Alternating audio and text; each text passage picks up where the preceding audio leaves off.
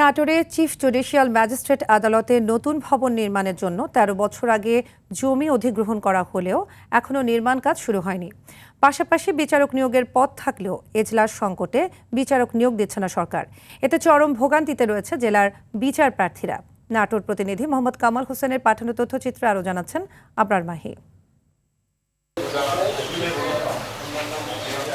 ২০১৩ সালে বাংলাদেশের ৬৪টি জেলা সদরের চিফ জুডিশিয়াল ম্যাজিস্ট্রেট আদালত নতুন ভবন নির্মাণের প্রথম পর্যায়ে নাটোরে ১.৭৫ জমি অধিগ্রহণ করা হয়। এরপর ১৩ বছর পেরিয়ে গেলেও এখনও নির্মাণ কাজ শুরু হয়নি নতুন আদালত ভবনের। এ নিয়ে আইন, বিচার ও সংসদ বিষয়ক মন্ত্রণালয়কে একাধিকবার চিঠি দিলেও সুফল পাওয়া যায়নি।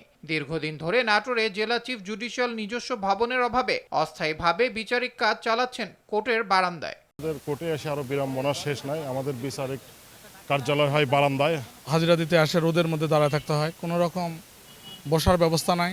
ভবন না থাকার কারণে বিচার বিভাগ দ্রুত কাজ করতে পারছে না এবং আমরাও বড় কষ্টে আছি। এখানে দাঁড়ানোর জায়গা নাই, বৃষ্টি আসলে ভিজতে হয়, স্যারেরাও কষ্টে আছে, আমরাও কষ্টে আছি। আদালতের প্রশাসনিক কর্মকর্তা জানান, এজলাস ও রুম সংকটের কারণে বিচার প্রার্থীরা সঠিক সময়ে বিচার পাচ্ছে না। এজলাস এবং খাস কামলা স্বল্পতার কারণে নাটোর জজ কোর্টের বিচারক বিন্দু শেয়ার করে এজলাস পরিচালনা করছে। 14 সাল থেকে সিটি চালাচালি করা পরেও এখন পর্যন্ত নাটোর জুডিশিয়াল ম্যাজিস্ট্রেট কোর্টের কার্যক্রম শুরু হয় নাই। জুডিশিয়াল ম্যাজিস্ট্রেট ভবন এটা খুবই জরুরি এবং দ্রুত সময়ের ভিতরে এটা কাজ শুরু করা দরকার। এটা সমাধান না করা গেলে নাটোরের বিচার ব্যবস্থা ক্রমেই ব্যাহত হবে।